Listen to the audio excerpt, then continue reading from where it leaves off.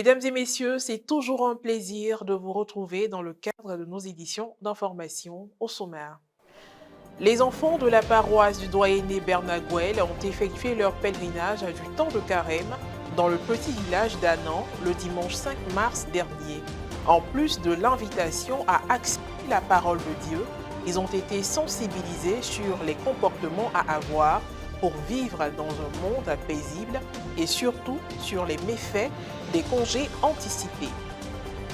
Et puis le dimanche 26 février dernier a eu lieu à la paroisse Sainte-Marie de la zone de Boaké la cérémonie d'investiture de la nouvelle présidente paroissiale de l'Association des femmes de l'Église catholique AFEC et de son bureau en présence de la présidente nationale de l'AFEC et la présidente diocésaine de Boaké. Elle s'est déroulée au cours d'une messe présidée par le père curé Charles Dagnan. Le dimanche 5 mars dernier, 1430 enfants venus des paroisses d'Adjaménor, du doyenné Père Bernagouel, ont effectué un pèlerinage dans le petit village d'Annan situé à Bingerville. Cet exercice de spiritualité relatif au temps de carême a été ponctué par le chemin de croix, des moments de réflexion et la messe, des activités menées en présence des aumôniers paroissiaux des enfants et des encadreurs. Un reportage de Frédéric Monet commenté par Marie Abissier. Le petit village Annan a été le cadre choisi cette année par les paroisses du doyenné Père Bernagouel pour abriter le pèlerinage des enfants qui s'est tenu le dimanche 5 mars dernier. Comme d'habitude, c'est dans la bonne ambiance, exécutant des chants, méditant et s'adonnant à des discussions libres autour des tests et réflexions contenus dans le livret du pèlerin que ces différentes délégations d'enfants ont débuté leur pèlerinage. Ce sont au total 1430 enfants qui ont effectué le chemin de croix dans le recueillement. Une fois arrivés sur le site, les enfants ont eu droit à un temps d'animation meublé par la restitution de leurs travaux de groupe, des jeux, suivi de la messe présidée par le père Pierre Abou, vicaire de la paroisse Saint-Chaluanga d'Adjamé, et concélébré par les aumôniers des enfants des paroisses participantes. Dans son message, le père Pascal Bazier, aumônier des enfants du doyenné, a exhorté les pèlerins à l'acceptation de la parole de Dieu. Abraham a répondu à cet appel. Il s'est mis en route. Il n'a pas hésité. Il a dit oui. Il a fait confiance à la parole de Dieu. Donc nous aussi, chers amis, nous devons dire oui à la parole de Dieu. Nous devons faire confiance à la parole de Dieu. La parole de Dieu doit nous guider. Tout en mettant l'accent sur la transfiguration, il les a aussi invités à changer. Après l'homélie, d'autres rites ont ponctué cette célébration eucharistique, à savoir la remise de diplômes aux responsables de l'enfance missionnaire du doyenné et une quête spéciale initiée pour la circonstance. Placée sous le thème « Enfants, vivons dans l'amour pour faire régner la paix », le pèlerinage a été une occasion de sensibiliser les enfants sur les comportements à avoir pour vivre dans un monde paisible tout en évoquant les méfaits des congés anticipés sur leur réussite scolaire. Au terme du pèlerinage enfant 2023 à Annan, ce sont des pèlerins, organisateurs et prêtres très heureux qui ont bien voulu partager avec nous leurs impressions. Le pèlerinage du temps de carême, qui est pour nous l'occasion avec les enfants de faire cette marche. Une marche extérieure, physique, mais également une marche intérieure, pour porter au Seigneur toutes les supplications de leurs parents, et également les désirs, les vœux, les projets des enfants. C'est un moment de grâce, un moment qui permet aux enfants de communier avec le Christ. Car ce temps de carême qui nous est dédié, c'est un moment aussi pour nous de se rapprocher auprès du Christ. Aujourd'hui, dans l'enseignement, ce que j'ai compris qu'il faut partager, il ne faut plus insulter et il faut écouter les grandes personnes. En tant que chrétien, il ne faut pas participer au congé anticipé. Par amour, il faut dire la vérité à ses camarades, aimer son prochain. Tout autre sujet à présent. Élu le 19 juin 2022 à la paroisse Sainte-Marie de la zone de Boaké comme présidente paroissiale de l'Association des femmes de l'Église catholique AFEC, Madame Bois-Clémence et son bureau ont été investis le dimanche 26 février dernier au cours d'une messe présidée par le révérend père Charles Dagnan, curé de la dite paroisse.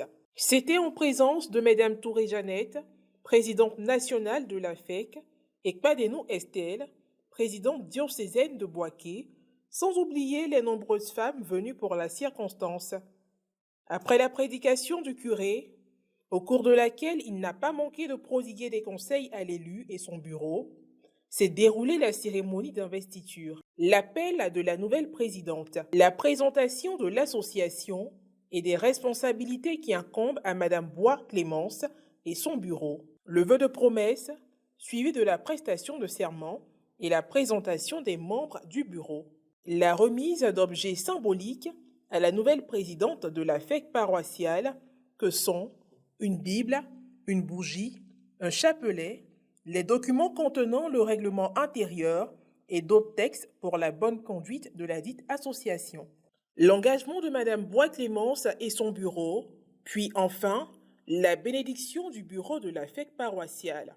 Au moment de l'offertoire, les femmes ont fait des offrandes en signe d'action de grâce. Pendant les interventions de fin, la sœur Béatrice Tiemoko, de la congrégation des servantes de l'enfant Jésus, a fait la présentation de la dite congrégation et en a profité pour exhorter les parents à encourager les enfants à la vie religieuse.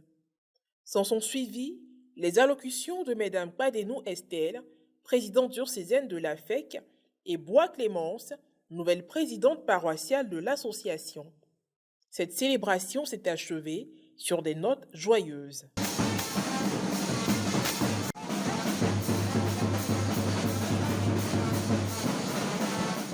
Je lui souhaite un plein succès et je lui demande de ne pas se décourager surtout.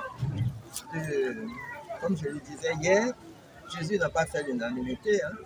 Alors, elle sera entourée par beaucoup de femmes. Il y en a qui se mettront en quarantaine, qui vont bavarder.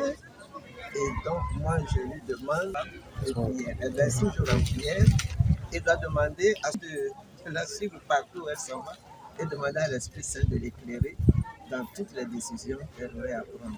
Pour moi, cette investiture représente un grand pas dans la famille du Seigneur. Un grand pas. C'est vrai que le baptême nous fait entrer dans la famille du Seigneur, mais chaque œuvre que nous faisons, chaque mission à laquelle nous sommes assignés, nous conduit dans la famille du Seigneur et à la mission. Alors, nous sommes des enfants de Dieu, alors nous faisons l'œuvre de Dieu comme il nous l'a demandé. Et puis, pour terminer, direction le diocèse de Katiola, la paroisse Notre-Dame de Lourdes de Ferquet a abrité la célébration d'un événement heureux et inhabituel le samedi 25 février dernier. En effet, sœur Colette Sylvie Kouna-Pétri a prononcé ses vœux perpétuels au cours d'une messe présidée par son Excellence Monseigneur Jacques Assanvo Aïwa, évêque auxiliaire de Boaké, et concélébrée par Monseigneur Félix Nyanchini Koulibaly, administrateur diocésain de Katiola, en présence de nombreux autres prêtres et de nombreuses religieuses, parmi lesquelles la sœur Amélie Yapo, supérieure provinciale des sœurs missionnaires de Notre-Dame des Apôtres. Après un temps de cheminement avec les sœurs Notre-Dame des Apôtres, la sœur Colette Sylvie a fait le postulat de 2010 à 2012 à Fada Ngourma au Burkina Faso. Ce temps de postulat fut marqué par un stage linguistique au Ghana. Elle a poursuivi sa formation au noviciat à Abangourou en Côte d'Ivoire de 2012 à 2014. Le 26 juin 2014, sœur Colette Sylvie fit ses premiers vœux dans la congrégation des sœurs Notre-Dame des Apôtres à Abangourou. Après 9 ans de vie missionnaire, sœur Colette Sylvie a demandé à s'engager définitivement dans la congrégation des sœurs Notre-Dame des Apôtres. C'est une joie pour moi d'avoir dit oui, un oui définitif au Seigneur. C'est une grâce parce que le Seigneur m'a appelé avec ce que je suis, malgré mes fragilités. Il m'a choisi pour que je sois avec lui, pour que je puisse le faire connaître et aimer. Donc je lui rends grâce, je lui dis infiniment merci. Et voilà, c'est la fin de cette édition d'information. Merci de l'avoir suivi, que je veille sur nous. À très bientôt.